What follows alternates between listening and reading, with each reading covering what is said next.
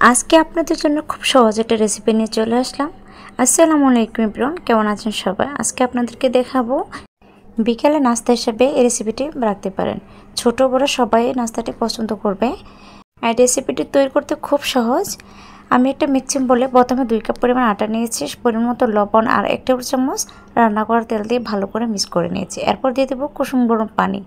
এখানে কুসুম গরম পানি দিয়ে আলতোভাবে আমি ডোটা করে নেব। এখানে 2 কাপ আটার সাথে 1 কাপ পরিমাণ পানি লেগেছে। পানিটা অল্প অল্প করে দিলে আটার পরিমাণে পানিটা ঠিক হয়।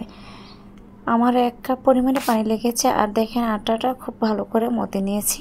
এখন যেটা করব, আমি কয়েকটা আলু সিদ্ধ করে নিয়েছি। এখন আমি আলুটা ভালো করে মথে একটা ভর্তা বানিয়ে নেব। আলু ভর্তা বানাতে যে যে উপকরণ লাগবে সেগুলো উপকরণ দিয়ে আমি ভর্তাটা বানিয়ে নেব। এখন আমি 4টা ডিম সিদ্ধ করে নিয়েছি। ডিমটাকে মাঝখানে কেটে নিব। কেটে নেওয়া হয়ে গেছে। এখন আমি একটা পাতলা করে রুটি বেলে নেব। একটু পাতলা করে রুটি বেলে নিতে হবে। তারপরে একটা বাটি দিয়ে সবগুলো রুটি একই সাইজে কেটে নেব, যাতে সবগুলো নাস্তা একই সাইজে হয়। কেটে নেওয়া হয়ে গেছে। এখন আপনাদেরকে বানিয়ে দেখাচ্ছি।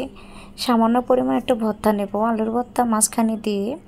তারপর আমি দিয়ে দেবো একটা ডিমের পিস দিয়ে আমি একটু পানি লাগিয়ে ভালো করে অ্যাডজাস্ট করে নিয়েছি। এখন একটা চামচ দিয়ে সামান্য চেপে চেপে ডিজাইন করে নেব। এই রেসিপিটি বানাতে ঝামেলার কিছু নেই, খুব সহজে আপনারা বাসায় তৈরি করে নিতে পারবেন অল্প উপকরণ দিয়ে। আর খেতেও খুব ভালো লাগে। আপনারা আমার মতো বিকেলে নাস্তা হিসেবে নাস্তা রাখতে পারেন। আমি সব ধরনের নাস্তাই আমি বানিয়ে থাকি, কারণ আমি বাজার থেকে কোনো নাস্তাই আনি না। বাচ্চাদেরকে নিজের হাতে গড়ে বানিয়ে খাওয়াই। আপনারা ট্রাই করবেন নিজের এবং বাচ্চাদেরকে নিজে হাতে তৈরি করে নাস্তা বানিয়ে খাওয়ার জন্য। আর যারা এখনও সাবস্ক্রাইব করেননি, সাবস্ক্রাইব করে আমার পাশে থাকবেন। প্লিজ একটা লাইক কমেন্ট শেয়ার করে আমাকে উৎসাহিত করবেন, যাতে আমি অনেক দূর এগোতে পারি।